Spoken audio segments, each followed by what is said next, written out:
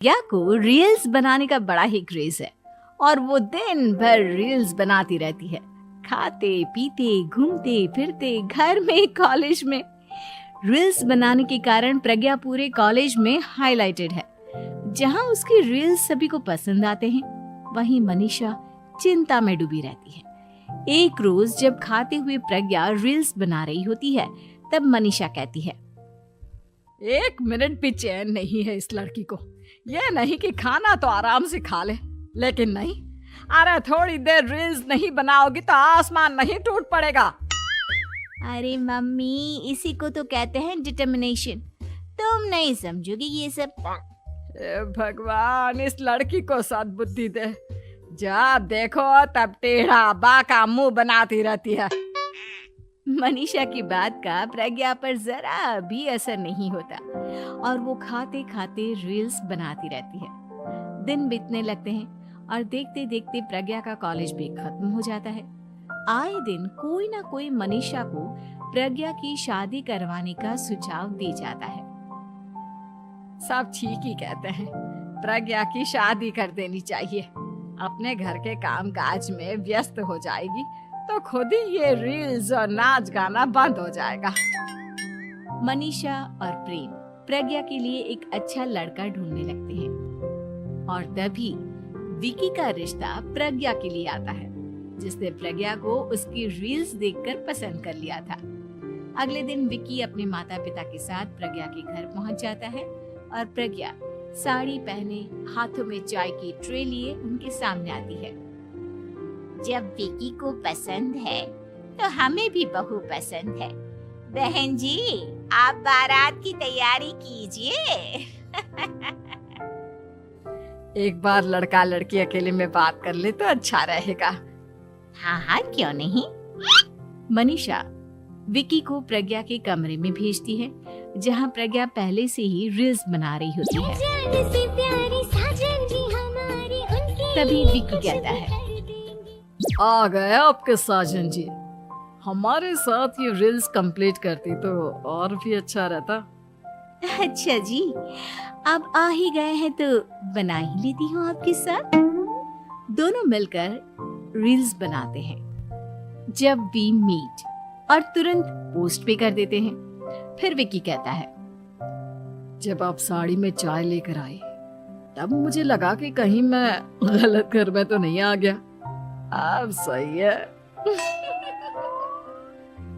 दोनों की शादी पक्की हो जाती है और शादी के दिन भी प्रज्ञा रील्स बनाने से चूकती नहीं। यहाँ तक कि बारात के समय भी नाचते हुए रील्स बनाती है। सभी लोग प्रज्ञा की तारीफ के पुल बांध देते हैं और प्रज्ञा नाचती गाती अपने ससुराल चली जाती है। सब कुछ अच्छा चल रहा होता है। प्रज्ञा यहाँ भी दिन भर हर चीज की रील्स बनाती रहती है। लेकिन कुछ दिनों के बाद जब सुनीता कहती है, बहू, ये रील्स के साथ साथ कुछ काम भी कर लिया करो। वैसे तुझे और क्या क्या बनाना आता है? मम्मी जी, वैसे तो सब कहते हैं कि मैं सब कुछ अच्छा बनाती हूँ, लेकिन मुझे लगता है कि मैं मैगी अच्छा बना लेती हूँ। हाँ, कॉफी भी अच्छा बना लेती हूँ और मुंह तो सबसे अच्छा बना लेती हूँ। हैं? अच्छा।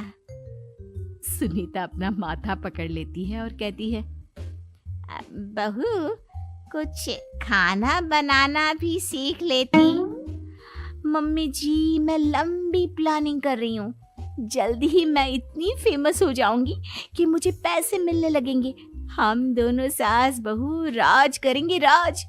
नौकर काम करेंगी और लोगों की तो लाइन लगेगी हमसे मिलने के लिए। तेरा दिमाग खराब हो गया है क्या बहू? हंसी मजाक तक ठीक है, लेकिन इस तरह घर नहीं चलते। जितना जल्दी हो इस घर के तौर तरीकों को सीख लो।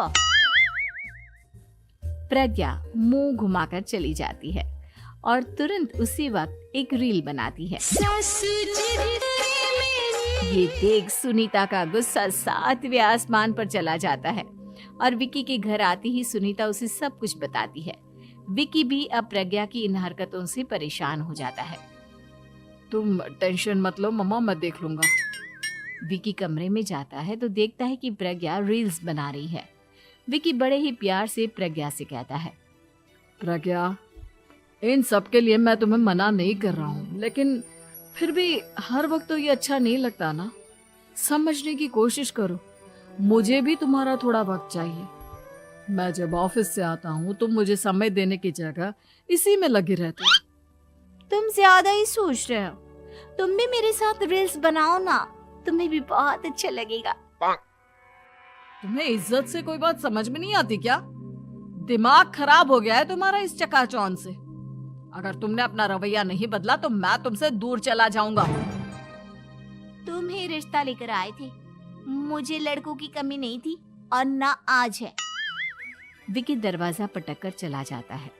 धीरे धीरे विकी प्रज्ञा से दूर होता जाता है।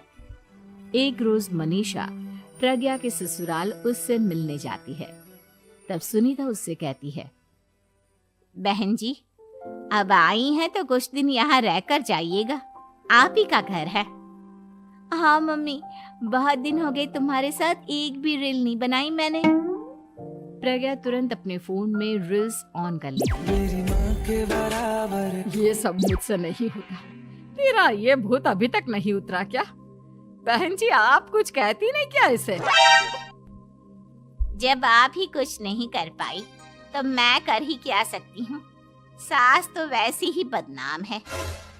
शाम को घर की लाइट चली जाती है और मनीषा प्रज्ञा से कहती है, मेरे घुटनों में बहुत दर्द हो रहा है, तू लाइट का कुछ इंतजाम करना बेटा। अच्छा, कैंडल जला देती हूँ मम्मा।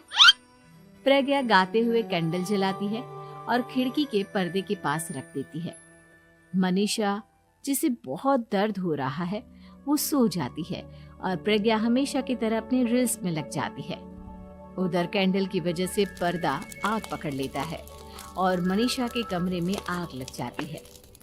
बचाओ, कोई है, बचाओ। सभी भागते हैं और विकी कमरे की आग बुझाने में लग जाता है, लेकिन तब तक मनीषा आधी जल चुकी थी। मनीषा की हालत देख प्रज्ञा रोने लगती है। विकी मनीषा को तुरंत हॉस्पिटल ले जाता है और उसे एडमिट कराता है। विकी प्रज्ञा से कहता है, देख लिया ना, तुम्हारे इस नाच गाने की वजह से आज तुम्हारी माँ की जान जाते जाते रह गई। अब पता नहीं तुम और क्या चाहती हो। उधर डॉक्टर कहते हैं, इनकी हालत बहुत नाजुक है, आधे से ज्यादा जल चुकी है। प्रज्ञा रोती हुई मंदिर में जाती है और भगवान के आगे जाकर कहती है, भगवान, मेरी माँ को ठीक कर दो। मैं कसम खाती हूँ, हाथ से ये रील्स बनाना छोड़ दूंगी, बस मुझे मेरी माँ वापस मिल जाए। 2 दिन बीत जाते हैं और मनीषा खतरे से बाहर आ जाती है। पेशेंट अब ठीक है, आप लोग उनसे मिल सकते हो। सब कोई मनीषा से मिलता है और प्रज्ञा सबके सामने अपना फोन तोड़ देती है। मुझे माफ कर दो मम्मा, मैंने तुम लोगों की बातों को नजरअंदाज किया।